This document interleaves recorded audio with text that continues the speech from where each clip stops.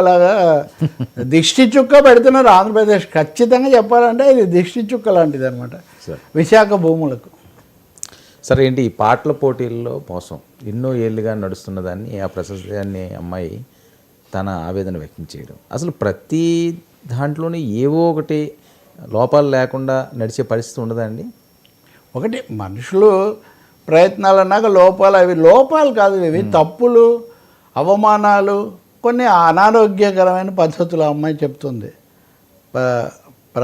ఆమె పేరు ప్రవస్తి. ఆమె నిజంగా ఆమె పాడినప్పుడు నేను చూసే, మా ఇంట్లో వాళ్ళు కూడా చూస్తుంటారు, ఎప్పుడు నేను పాడుతా తీగ అప్పటి నుంచి అప్పుడప్పుడు వీళ్ళు మొత్తం చూడలేకపోయినా. బాలసుబ్రహ్మణ్యం పోస్ట్ ఎస్పి బాలసుబ్రహ్మణ్యం వీటి నాణ్యతలో కానీ వీటి పద్ధతుల్లో కానీ తగ్గుదల వచ్చింది అనేది ఒకటి బాగా కనిపిస్తుంది. మోర్ కమర్షియలైజేషన్ కూడా. రామోజీరావు గారు, చనిపోయిన రామోజీరావు గారు మిగతా విషయాలు ఎలా ఉన్నా కానీ ఆ స్వరాభిషేకం కానీ ఆ పాడుతా తీగ కానీ దాన్ని ఆయన ఒక డ్రీమ్ ప్రాజెక్ట్ లాగా నాకు చెప్తుండే వాళ్ళు. బాలసుబ్రహ్మణ్యం గారు వేరే వాటి మీద ఎంత ఆసక్తి ఉంటే తప్ప రామోజీరావు ఎప్పుడు రిజర్వ్ చేసి ఉంటాడు, రోజుకు వస్తే ఇంత భారీ ఇది ఇస్తామని అట్లాంటిదని. వాళ్ళు చాలా ప్రెస్టీజియస్గా చేశారు. రెండవది పిల్లల్లో ఒక పాటల సంస్కృతి పెరగడానికి కూడా వాళ్ళు కారణమయ్యారు. తప్పకుండా వాళ్ళు చాలా అభినందనీయులు. కంపారిటివ్గా అలాగే రచయితలు రావడం, వ్యాఖ్యానించడం, ఒక వాతావరణం వచ్చింది. అదే బాలు ఉండగానే చివరి రోజుల్లో ఒక విధంగా జ్ఞాపకాలు చెప్పడం, ఇలాంటి కొన్ని సమస్యలు ఉన్నాయి. ఇప్పుడు ఈమె చెప్పేది ఏంటి అంటే వాళ్ళు ముందే ఒక మైండ్ సెట్తో బయాస్డ్గా ఉంటున్నారు. వచ్చిన వాళ్ళు వాళ్ళకి సంబంధించిన పాటలు పాడడం, వాళ్ళు ప్రమోట్ వాళ్ళని చేసుకోవడం తప్ప మిగతా వాళ్ళని లేదు. మూడవది నిరుత్సాహపరుస్తున్నారు. నేను ఈ మధ్య కూడా ఎక్కడో ఎవరో యాక్టర్ చెప్తుంటే చూస్తున్నా, డైరెక్టర్లు తమను ప్రోత్సహించాలనుకుంటే ఎలా చేస్తారు, లేదంటే ఎలా చేస్తారు చెయ్యి, కానీ గాయకుడు రామకృష్ణ, వీళ్ళ గురించి కాదు నేను చెప్తుంది, గాయకుడు రామకృష్ణ గురించి. ఘంటసాల బాలసుబ్రహ్మణ్యం మధ్యలో ఉన్న రామకృష్ణ పాడేవాళ్ళే ఇట్లా అనేవాళ్ళు మమ్మల్ని అని. నిజంగా ఈ అమ్మాయి వస్తే బాడీ షేమింగ్ చేశారు. అలాగే తనను వస్త్రధారణ సరిగ్గా లేదు, బట్టలు సరిగ్గా వేసుకోలేదని మాట్లాడారు. మూడవది ఒక గాయని అయితే, ఆ సీనియర్ గాయని అయితే అసలు ఎప్పుడూ నన్ను చిన్నబుచ్చడమే, నన్ను నొప్పించడమే, లేకపోతే నిరుత్సాహపరచడమే పనిగా పెట్టుకొని ఆమె పని చేశారు. కొన్ని సందర్భాల్లో కొందరు అనుచితంగా కూడా ప్రవర్తించారు. పైదాకా వచ్చిన తర్వాత ప్రత్యేకమైన తొలగింపులు, ప్రత్యేకమైన ప్రమోషన్లు ఎందుకు పెడతారో ఎవరికి తెలీదు. మొదట్లో బాగున్న వాళ్ళు కూడా 2 రోజుల తర్వాత మళ్ళీ ఇలా మారుతారంటే వాళ్ళని ఎవరో ఇన్ఫ్లుయెన్స్ చేస్తారు. ఇలాంటి ఆరోపణలన్నీ కూడా ఆమె చేశారు. తననే కాకుండా మీకు తెలుసు, నేను కూడా చూసేవాడిని. వేస్తారా? చెప్పండి. ఆమె తననే కాకుండా తల్లి గారిని కూడా చిన్నబుచ్చే విధంగా మాట్లాడారంటే మనం ఎలా భావిస్తాం చెప్పండి. మామూలుగా వీళ్ళందరండి అక్కడ మాట్లాడేటప్పుడు ఏదో వేటూరు సుందరమూర్తి గారు ఎలా రాసేవాళ్ళు, అప్పుడు చక్రవర్తి ఏం చేసేవాడు, ఇట్లాంటివన్నీ చెప్తుంటారు. చెప్పడంలో తప్పు ఉందని నేను అన్నాను, కానీ అసలు పాడిన పిల్లల కంటే అక్కడ జరిగే వేడుక కంటే వీళ్ళ జ్ఞాపకాలు, వీళ్ళవి నెమరేసుకోవడము, వీళ్ళు ఒకరినొకరు పొగుడుకోవడం, ఇది చాలా ఎక్కువైపోతున్న పరిస్థితి కూడా ఒకటి ఉండింది. సో ఏ విధంగా చూసినా, ఇటు మానవీయ కోణంలో చూసినా కించపరచడం జరుగుతుందని, బాడీ షేమింగ్ జరుగుతుందని, మూడవది కుటుంబ సభ్యుల మీద కూడా వ్యాఖ్యానాలు చేస్తున్నారని, నాలుగవది గాయకులుగా కూడా తమను పైకి రాకుండా అడ్డుకుంటున్నారని. ఇంకొక ముఖ్యమైన విషయం, వెడ్డింగ్ షోలలో ఈమె పాడుతుందట. వెడ్డింగ్ షోలలో పాడకూడదు, ఇది చాలా తప్పని. అసలు అలా అయితే వీళ్ళు ఇవన్నీ ఎందుకు చేస్తున్నారండి? వీళ్ళు సంగీత కళారాధనలో, లలిత కళారాధనలో కరిగే తొలి దివ్యను నేను అని నారాయణ రెడ్డి గారు ఎప్పుడో పాట రాసినట్టుగా వీళ్ళు అలా కరగడానికే చేశారా? నిజంగా పిల్లలు నేర్చుకున్నాక. అవును, 99లో ఒకటి మాట్లాడాలనుకుంటారు, ఇంకో చోట పాడాలనుకుంటారు, ఇంకో చోట వెళ్ళాలనుకుంటారు, అంతే కదా. అంటే అనేక విధాలుగా ఈ వాతావరణం పైకి కనిపిస్తున్నంత ఆకర్షణీయంగా లేదండి. నాకు కూడా ఇటు మనకు ఛానల్స్తో కానీ లేదా గాయకులు వీళ్ళతో ఉన్న సంబంధాలను బట్టి కూడా చూసినప్పుడు తప్పకుండా శృతి మించిన జోక్యాలు, పెత్తనాలు, డబ్బు ప్రభావాలు ఇవన్నీ పనిచేస్తున్నాయని చాలా స్పష్టంగా అర్థమవుతుంది. ఒక విధమైనటువంటి ఏదో పై తరగతులు ఎలిట్ లేదా అక్కడ కింగ్ మేకర్స్ లాగా సాంగ్ మేకర్స్, వీళ్ళు సాంగ్ మేకర్స్ ఎవరో ఉంటారు, వీళ్ళే చేస్తారు అన్నారు. కొంతమంది ఎప్పుడన్నా వస్తారు పాపం, వాళ్ళు అమాయకంగా ఉత్సాహంగా, ఈవెన్ పెద్ద పెద్ద వాళ్ళు కూడా అప్పటికప్పుడు ఉత్సాహంగా చూపిస్తారు. వెంటనే మీరు తదుపరి ఆ రౌండ్ చూసి ఇట్లా వస్తుంది వర్మే అనుకుంటాం మనం. తర్వాత రౌండ్ మొత్తం మారిపోయి ఉంటుంది, మళ్ళీ మొదటి నుంచే వేరే వేరే మాట్లాడడం మొదలు పెట్టి. రామోజీ గారు లేకపోవడం వల్ల అంటారా సార్, లేకపోతే ఎవరో ఒకటి చేతిలో రామోజీరావు గారు అని కాదు, మీరు అన్నట్టుగా అన్ని రంగాల్లో కూడా ఆ ప్రమాణాలు అవి పాటించకపోవడం ఒకటి. రెండోది ఆ స్టాండర్డ్స్ ఆర్థికంగా ఎవరికి లోపడాల్సిన అవసరం లేకుండా ఉండటం. అవును.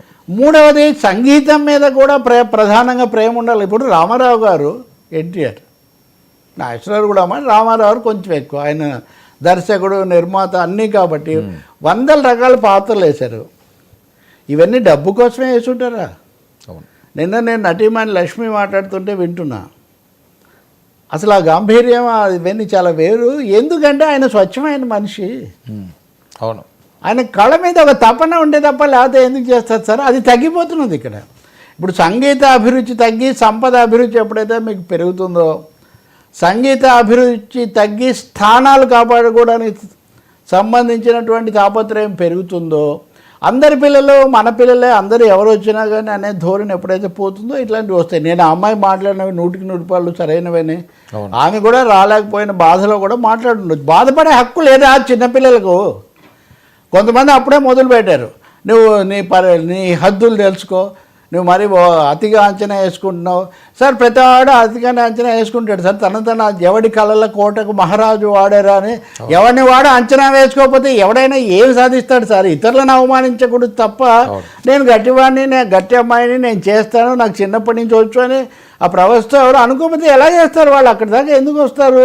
కాబట్టి నేను అంటాను, ఆ అమ్మాయి మీద దాడి చేసి లేదా ఆ అమ్మాయి మాట్లాడిన దాంట్లో రంధ్రాన్వేషణ చేసే బదులు ముఖ్యంగా సంగీత కళాకారులు, గాయకులు, సీనియర్లు సహృదయంతో వినండి, ఒక పెద్దరికంతో వినండి, మనసుతో వినండి.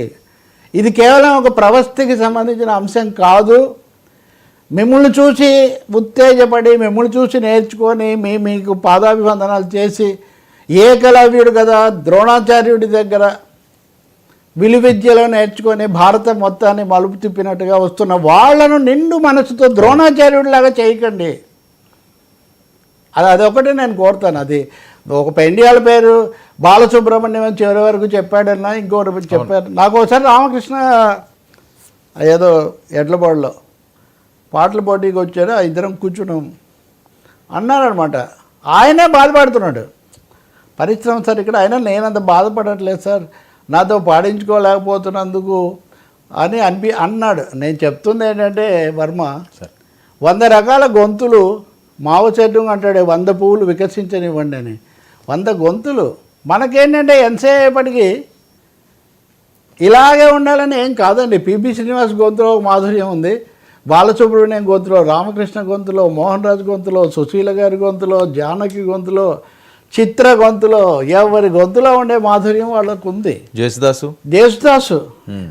ఆకాశ దేశాన ఆషాఢం మనం ఊహించలేం కదా. స్వరరాగ గంగా ప్రవాహం అంటే ఈ స్వరరాగ గంగా ప్రవాహంలో అభిషేకించండి, కానీ సంకుచితమైనటువంటి వ్యవహారాలతో దీన్ని కేవలం సంగీతం షోలను మిగిలిన షోల్లాగా చేయకండి. వాళ్ళని ఏడిపించడం, వాళ్ళ సెంటిమెంట్లు పెట్టడం, మనకు నచ్చితేనేమో కుళ్ళు జోకులు వేసినా కానీ మనం ఆనందించిన కుళ్ళు జోకులు కూడా వేస్తుంటారు చాలాసార్లు. అసలు సంగీత వేదిక మీద ఆ కుళ్ళు జోకులకు ఎలా అవకాశం వస్తుందో నాకు ఎప్పుడూ అర్థం కాదు వాస్తవంగా.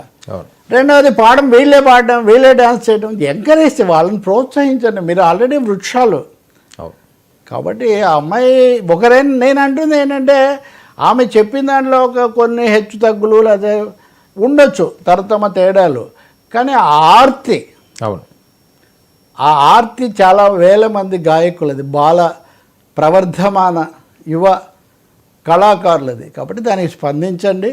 పరిశ్రమ తరఫున కూడా ఎవరైనా భరోసా ఇవ్వండి, అమ్మ నువ్వు మాట్లాడింది మాకేం కోపం లేదమ్మా, మేము దిద్దుకుంటామని చెప్పండి. అది ఎస్పి చరణ్ కూడా చెప్పొచ్చు, ఆయనది కాబట్టి.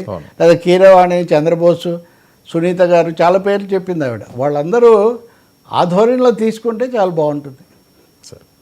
మనకు కూడా వాళ్ళంటే గౌరవం అండి, వేరే ఏం లేదు. కానీ నేను ఒక ఆవేదన, ఒక సెకండ్ సైడ్ చెప్తున్నా. ఆ తల్లిదండ్రులు, పిల్లలు అవును. కెమెరాల ముందు కూర్చునే వాళ్ళకు స్టూడియోలకు ఆకర్షణలుగా ఉన్న వాళ్ళకి అది తెలియకపోవచ్చు. వరకు ప్రశాంతంగా పాటలు వినే వాళ్ళందరికీ కూడా ఇప్పుడు వేరే ఆలోచనలు వస్తుంటాయి. ఇప్పుడు ఆ ప్రోగ్రామ్ చూస్తుంటే ఆహా ఇది అది కాదు కదా ఇదట సార్ కదా. ఇప్పుడు ప్రజలు ఎప్పుడు అమాయకులు కాదు వర్మ గారు. ఇదివరకు కూడా ఈయన మరీ బోర్ కొడుతున్నాడు, ఇది ఓవర్ అయింది, లేకపోతే ఇది మరీ అని అనుకోవడము, ఇది కొంచెం సభ్యంగా లేదు. ఇప్పుడు లేకపోతే ఆమె ఇప్పుడు సినిమాలో ఆయన ఎవరో చేశాడంటే వేరే విషయం, కానీ ఈ చిన్నపిల్లలో లేకపోతే అప్పుడప్పుడు యువతులో వాళ్ళు బొడ్డు కింద చీర కట్టుకున్నారా లేదా ఇవన్నీ మాట్లాడడం అవసరం అండి? ఆమె ఎంత బాధపడకపోతే చెప్పదు కదా. ఇంకోటి కూడా చెప్పింది అయితే ఆమె, నేను ఇంతటితో మానేస్తున్నాను అని. సరే ఆమె మానేస్తే పరిశ్రమకి ఏమి రాదు, కానీ ఆమెను కూడా మానకుండా పాటించండి, ఒక మంచి ఆదర్శం నెలకొల్పండి. మేము విమర్శ కూడా తీసుకుంటాము. సంగీతం అనేదండి పురాణాలు వీటిల్లో ఉన్న దీని ప్రకారం వేదాలు పుణ్యాలు చాలా వాటి వల్ల కలిగేంత ఫలితము ఒక సంగీతం వల్ల కలుగుతుందని విశ్వనాథ్ గారు ఇది శృతిలయలు కాదు, అంతకుముందు ఇంకో సినిమా వచ్చింది కదా శృతిలయలు అప్పుడు చెప్పేవాళ్ళు. ఆయన స్టైల్ వేరు కదా, శంకరాభరణం. కాబట్టి ఆ ఉదాత్తత పాట అందరినీ కలుపుతుంది సార్. అవును, పాట నవ్విస్తుంది, ఏడిపిస్తుంది, ఉత్సాహపరుస్తుంది, ఉద్వేగాన్ని ఇస్తుంది, ఊపేస్తుంది. అవును. ఇలాంటి బాధాకరమైన సన్నివేశం మారాలనే కోరుకుంటాను నేను మటుకు. అయితే షోస్ కొనసాగాలి బ్రహ్మాండంగా. ఇంకోటి స్ట్రీట్ షోస్ చేసేవాళ్ళు ఉంటారు, వెడ్డింగ్ షోస్ చేసేవాళ్ళు ఉంటారు, పిల్లలు వస్తే పాడుకుంటారు. దీనికి ఏముంది, మీరెవరు గీతలు గీయడానికి? మీరు చేసేవన్నీ 100% సరే. ఎవరి లెక్కలు చెప్పండి. వెడ్డింగ్ షోలో మాట్లాడితే తప్పలేదు, అమెరికా వెళ్ళి అమెరికా వెళ్ళి ఉదాహరణకు అమెరికా వెళ్ళి వీణ వాయించి వాడతారు. అది అందుకని దానికి ఏముంది సార్, తప్పేముంది దాంట్లో? సంగీతం అసలు కళలు అనేవి విశ్వజనీనమైనవండి. కళలు విశ్వజనీనమైనవి. వాటిని ఫలానా వాళ్ళే బాగుంటారు, ఫలానా వాళ్ళు బాగుంటారు, ఫలానా సామాజిక తరగతి, ఫలానా కొలబద్దలు, ఏ విధమైన సంకుచితమైన గీతలు గీయడానికి ఎవ్వరికీ అర్హత లేదు. అందుకని సంగీత సాహిత్యం సరస్వతి స్తనద్వయం అని అమ్మలాగా పాలు అవి అమృతతుల్యమైనటువంటి క్షీరం లాంటిది సంగీతమైన సాహిత్యమైన, అలా చూడాలంతే. సార్ ఎన్నికల సంఘంపై అమెరికాలో రాహుల్ ఫైర్.